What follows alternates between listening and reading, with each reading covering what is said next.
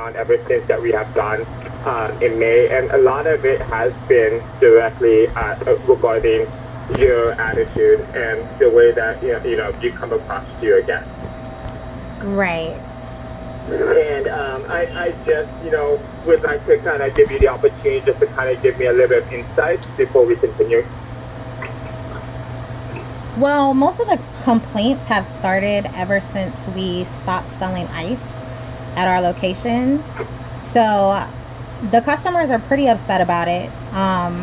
They went from complaining to me in the store about team members not selling ice because I, insisted that we're still not going to sell ice. Now I feel like they're not necessarily attacking me, but I feel like this is kind of like their way of trying to get you guys to intervene so that we can sell them ice. So I broke down the issue with you about why we weren't selling ice. And I don't know if you've noticed, but a lot of the complaints either stemmed from ice or something related to it, and I was very nice. You asked me about one complaint and I reached out to her and I just asked her, if she could explain the situation that happened, and why, she had to wait. And she responded, with another complaint saying, well, Corey reached out to me and I don't want to talk to her. She's very rude and disrespectful. But, I had never had a conversation with her in the store, but she had asked someone to reach out to her via email. So I did that. But again, because we're not selling her ice, it's like attack. And I mean, I don't know. I feel like I'm kind of pushed against a wall, but, for the sake of my team, a customer put her hands on my team member, like during our busiest time of the day, and like cursed at her saying, I'm not waiting for a fucking cup of ice. Like, give it to me now. So it's by her grabbing her, she spilled the smoothie on the counter, and my team like immediately like called me over. So because of that incident and how aggressive they have been about a cup of ice, which is 25 cents, that's the reason that I'm not selling it. I haven't been rude to anybody. I haven't been rude to any of the customers, nor has anybody on my team. But I mean, I can't control, their vindictive nature over us not selling ice, which has resulted in a lot of complaints. I've had a lot of complaints in store, all of the ones you've gotten in your emails. But I mean, I can't control what they say. All I can do is tell you that, it's not true. I personally feel like, I'm the least rude person in the whole store. But I mean, hey, for whatever reason, they have taken it personally. And it's a group of girls who all work together, which is why all of the complaints are somewhat similar. But I mean, I don't know. I can't really contest to it, and any more than that, because I mean, unless you talk to like what my customers to see, about my personality. But I mean, it really feels like an attack on me and the store because of our decision not to sell ice. I feel like a lot of people understand our reasoning behind not selling it, because I don't want to put my team at risk of being injured or assaulted while they're working. I feel like they handled it very well, actually. Instead of them, fighting back and putting her hands back on the guests, she did get upset, but she told me the situation. We gave her the ice and we made sure we got her away from the store as soon as possible. And from that moment on, we stopped selling it. I understand that, and I definitely see where you're coming from. But I just need you to keep in mind that like this is just a new thing that you just implemented, and I will, I just to be frank with you, ever since I took over the company store since last October, I've seen your market force complaints, and it's been trending, and it just started to become very massive since May, and I know that the ice thing has been something that. Are you saying? It's just but. It's been like recent, like we're talking like a month or 2 months, but it's been trending. And it's just the thing though is that I understand if you get one complaint about from a guest regarding you, but you've been getting quite a few over this last over almost a year now. And not only that, the biggest concern too is that you get complaints from your team members as well too on the way that you treat them. So I just... Well, can I interrupt you, Ethan? Yeah. How many complaints, if you mind me asking, have I had prior to this summer regarding the ICE incident? Because you said that I've had quite a few. I know my store on an average doesn't even receive that many complaints. So unless they're not coming to my email, I'm not aware of the complaints of which you're stating. Yeah, so besides the cup issues, there was quite a few. I've received 5 of them directed towards you. Right, and but I think the reason why is probably also has to do with the fact that some of them don't go through because it gets escalated to automatic. right. But I'm saying that, you know, prior to this summer, you said that for the past year. So my question is, how many in the past year prior to the summer? Because it seems like out of the 5, 6 that we've gotten over the course of the past, you know, month and a half, you know, I don't recall receiving complaints about myself unless you're receiving them and I'm not receiving them. Okay. I think the biggest thing is I don't want it. I mean, yeah, so this is why we're having the conversation right now, is because we really need to set the expectation is that, you know, I think we need to kind of really address it. And granted, over the past year and a half, and maybe it has not been communicated to you, but this is us telling us now that we need to communicate this to you, just to let you know that if you're getting this complaint, we gotta kind of evaluate, you know, the way that, you know, your leadership and just making sure that our job is to serve communities and to get great guest service. If you're getting this much complaints, then that is an issue. And so I just think that we really gotta, we're having this conversation now so that we can kind of set the expectation going forward, that we need to kind of, we can't get any more complaints. We need to start kind of treating our guests with the best service that we can and just really empowering our team to always do the right thing for our guests. No, I totally understand. I just want you to understand on my, you know, from my perspective, like, I don't feel like the 5 that you've had recently, I don't, because that's all that I've been aware of, I don't feel like they're valid. I feel like they're vindictive.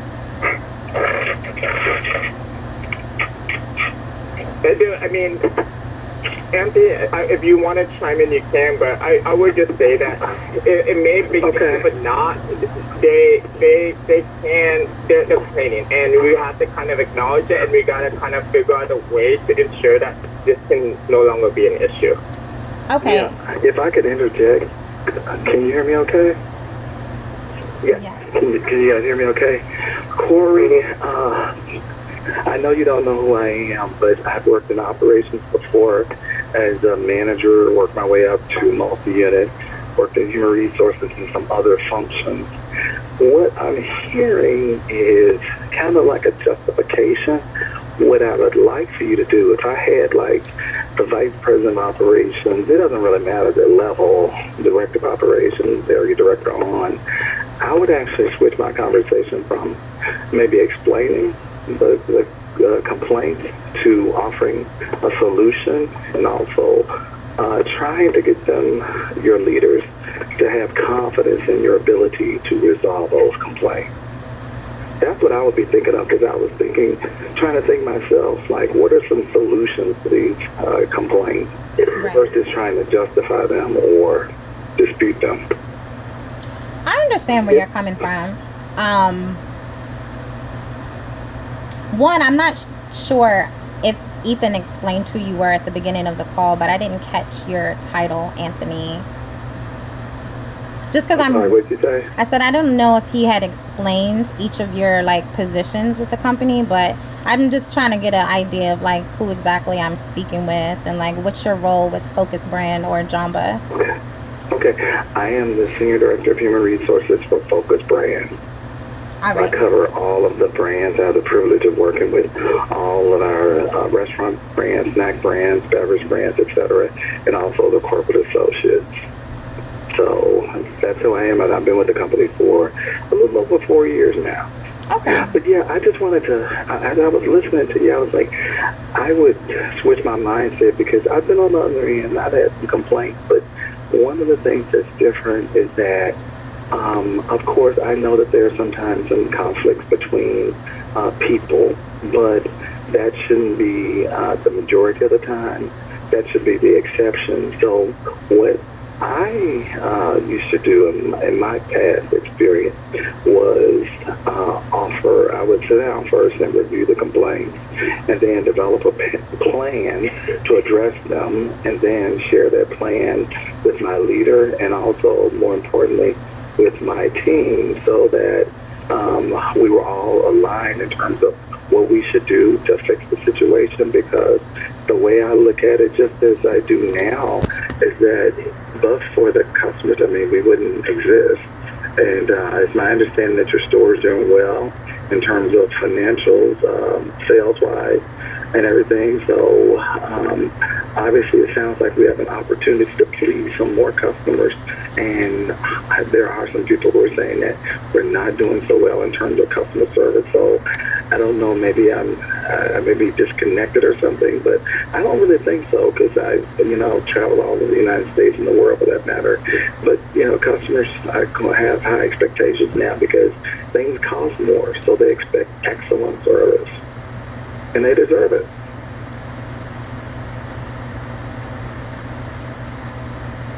So, have you talked to your team? Have you worked on some solutions in terms of reducing the number of complaints? Well, again, I think the issue that started the conversation was that the complaints are about myself. So the first thing that I did was I talked to my team about, just my performance and have I come off rude to anybody in the store, and as well as with the one team member who's complained about me not treating her fair. When I give direction or feedback, or if I have to send someone home or write someone up, I do have a lead present so that they can give me feedback on my performance as well, because now I feel like I have to have witnesses involved to kind of be that extra person, to hear the conversation. Because again, I could say things as nice as possible, but people choose to receive it however they want.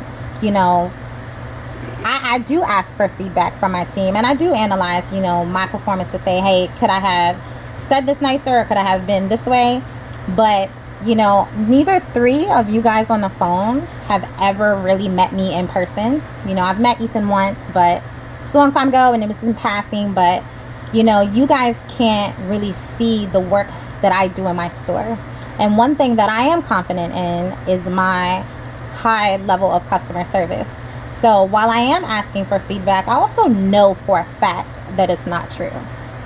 So I know for a fact, and I'm saying this confidently, I promise you not. If you called all of the general managers in my market, they would tell you that I have probably the best customer service. So I'm saying that to say that, and the reason why it seems like I'm coming off combative is because even I've kind of already had a conversation about this. So I'm a little surprised to have now a second conversation about it.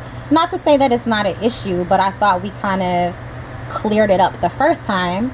But again, I am truly confident in my customer service, and I get complaints all the time. So while the people who are complimenting me aren't writing customer service every day, I do have to deal with people who don't agree with what I say. So it's automatically a negative reaction, and from talking to my team, and Ethan, I would suggest to you to reach out to other people on my team that are beyond the ones filing the complaints, because then perhaps that'll give you more insight to who I am as a manager. Because right now, all you see through your computer is the complaints that you've gotten, despite the facts that my sales are great. Like, that's all the image that you're going to see of me. So yes, Anthony, I have reevaluated myself and my performance. And again, I'm very confident in my level of customer service, because again, if I didn't have that customer service and I wasn't pushing my team to have that high level of customer service, we wouldn't be doing as well as we are, first and foremost, because we work in a government building and it's a very tough crowd, like a very, very, very tough crowd with very, very tough prices, So I don't know what more I could say to you guys other than I will continue to try my best to be a great manager and, have a positive personality all the time, which I currently do. But, I would just suggest to you guys to reach out to other people other than the ones who are filing the complaints, and that would give you a different impression of who I am as a manager.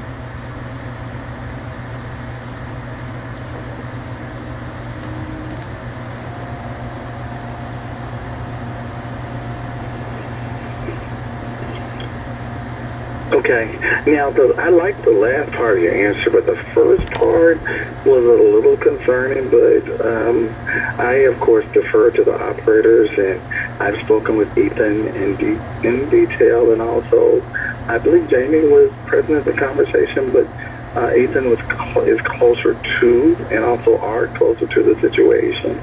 But I'm going to have a follow-up conversation with them, but I think you need to maybe, and of course I haven't met your customers, and in terms of who I would listen to, usually in my experience and also currently, I don't really listen to other associates about the customer service of a store or unit. I actually want to talk to the customers because they're the ones that's paying my salary, your salary, etc. So their opinions are very valuable, and I'm sure you've heard this old saying that perception is other people's reality. So we have to make sure that the customers are getting the best experience. So I'm not going to go into detail about that. But I did like, it was refreshing to hear the last part of what you said, in terms of that's what we really need, is to gear our conversation more towards what can we do, what's possible, and implement those steps. Because I won't say that, yes, some people complain because some people have high expectations, just like with leaders.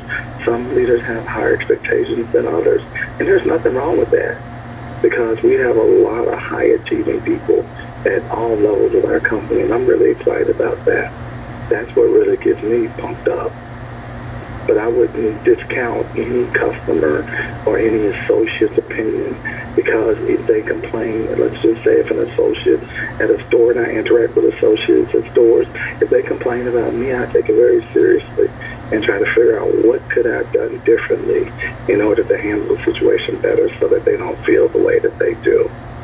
I take all customer complaints seriously, and I handle some for corporate, and just listening to the customer on the other end of the phone, and a lot of times they're very frustrated, and I'm not going to get into the details of the particular calls that I handle, but usually they're the calls that escalated to the executive level because they want some type of action.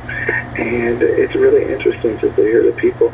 And a lot of times when I finish the call, we're laughing and talking about the fact that they're going to go back and, of course, give the brand another chance. And that's all I can ask them, is just give us another chance. And now, of course, I follow up with the unit so I can make sure that when they come back and they give us another chance, that they have a really good experience. But anyway, I defer to Ethan, because I would like to offer some suggestions in terms of how you should go about handling the situation. Excuse my voice, I'm trying to talk softly because I'm in an open space. But I would suggest that you ask Ethan. I mean, Ethan has worked with customers, and he's done an awesome job, as well as Art and others. And so can offer you some ideas, but of course, first we have to recognize that there is a problem, and then we have to work on solving the problem. But I hear you loud and clear. I know that there are some challenging areas where we have units located, but just because they're in challenging areas doesn't mean we can't have a good customer service experience for all of our customers, as well as the associates.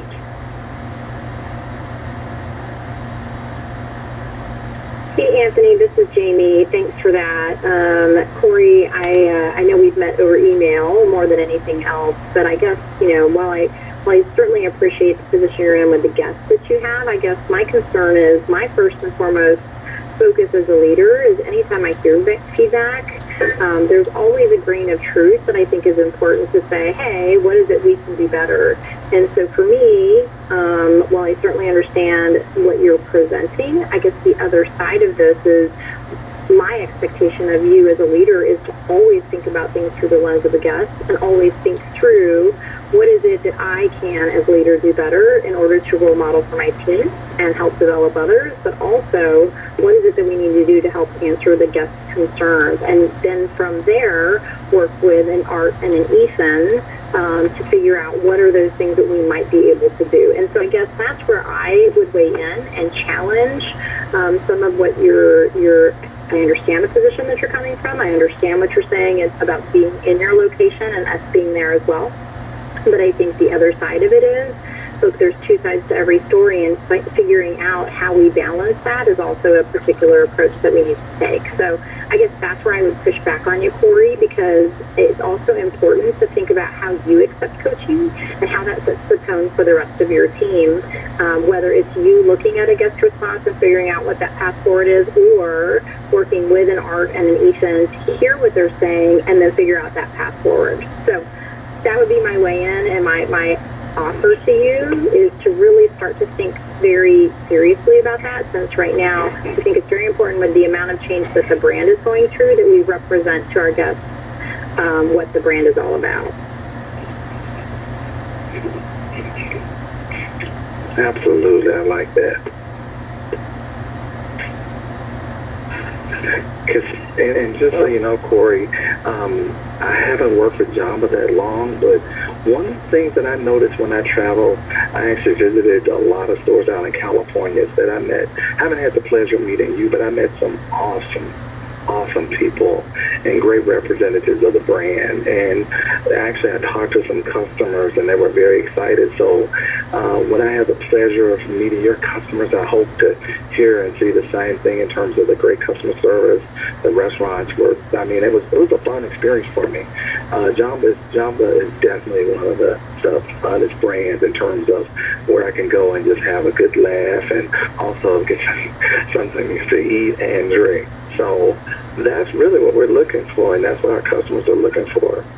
So, and I appreciate the fact that Jamie put everything into perspective, because you have some resources in Art and Ethan that can help you with this situation and work through it so that, let's say, I don't know how much time you have in terms of the situations, because some sound like they're pretty serious, but just really I look forward to hearing about some significant improvement in the customer service area. But I really appreciate it, and then thank you for taking time to talk to me and the others. Thank you, Anthony. I know this is a lot to take in, Corey, and like I said, this is just something that I understand the lack of visibility that we have in the store, and you're right. Like I can only see things through the computer, and I just want you to know that this is why we're having a conversation now, because this is the only way that we can really communicate the things, the issues that we're having, and coming up with a solution how we can approach it. And so this is a lot to take in, and I don't want to just continue to kind of have this conversation keep going back and forth, but I really do ask you if you can just kind of take everything that we have said to heart, and just really kind of let's come up with a plan together, and we can figure out how we can ensure that we're giving our customers the best service that we can give them. And and one thing I would ask is that I just really would, I will be here to support you, and we just hope that you'll be open to any of the insights or feedback that we have going forward, and just really try to kind of make this the best experience in your market. Thank you.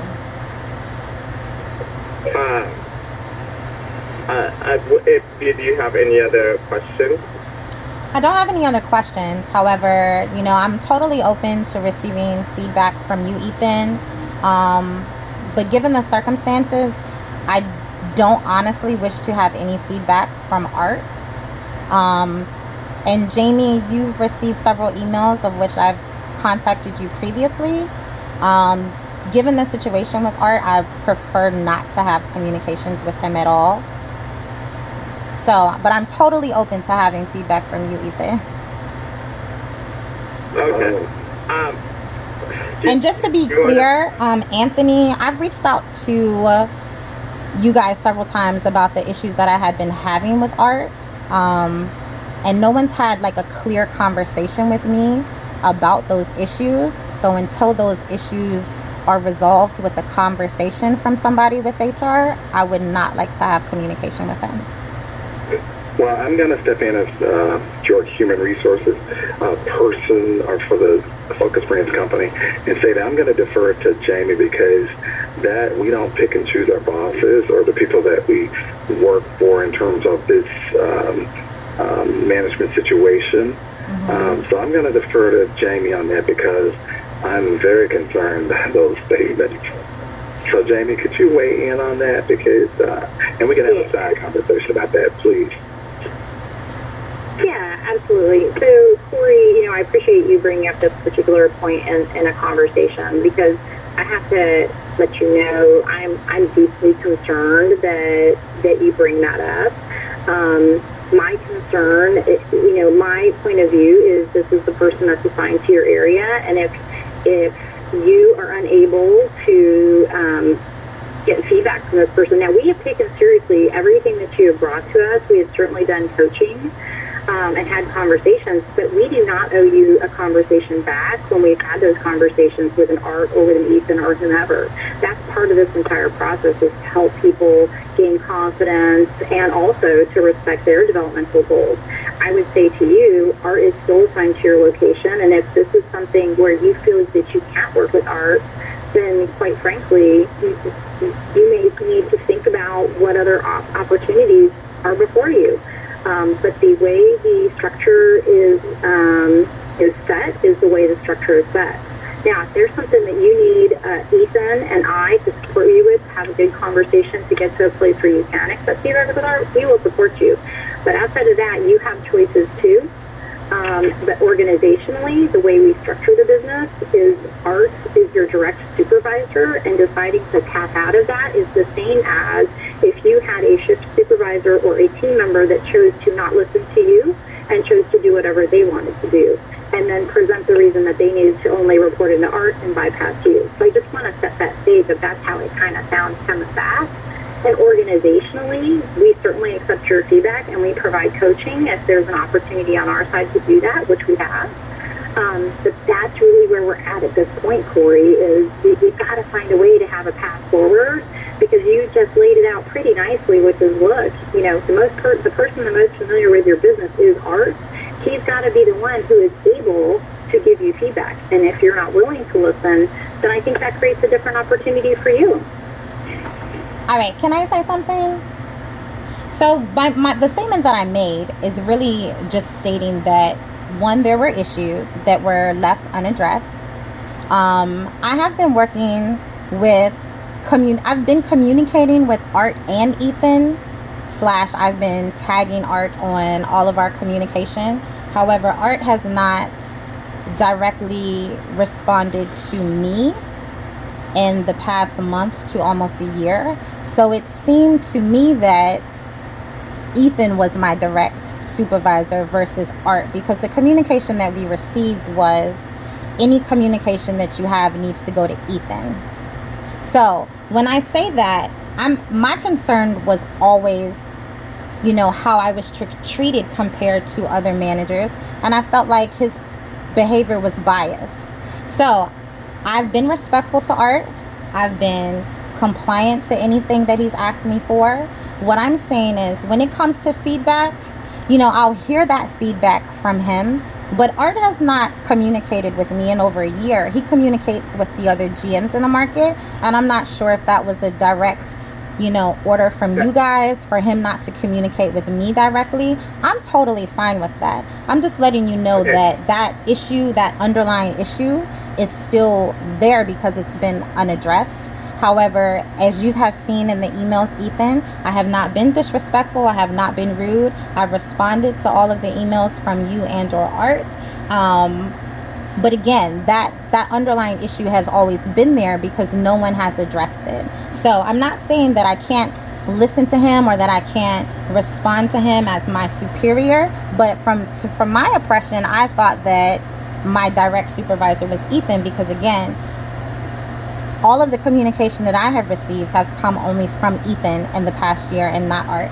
He, again, communicates with everyone else except for me. So I thought that that's just the way that it was. So to hear that, I need to take feedback from him, it's just kind of a, okay, wow, like I didn't know that Yeah. that's what I was supposed to do because it's been with you. Yeah, I understand that, and I will just kind of clear things up. Is the reason why we went that route is I did tell Art to hold back from communicating you, and I would do the communication just because when the time did come, you were pretty adamant and you were pretty, set that you don't want to communicate with us. So that, okay, so I will be the middleman for that, and so Art was still responsible for making sure the payroll being done and making sure everything else being taken care of, but pretty much it was just a special assignment to where I was, doing the communication going forward.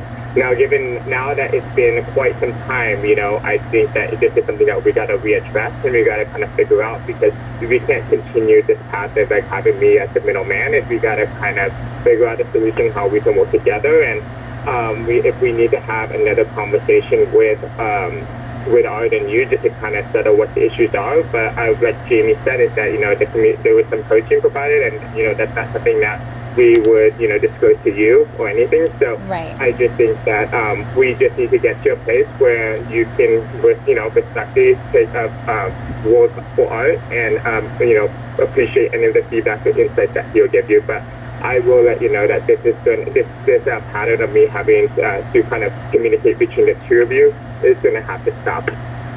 No, that's fine. I don't have a problem with communicating with Art. I understand, from Jamie's comment, where you guys stand, and you guys don't owe me an explanation for the conversations that you had.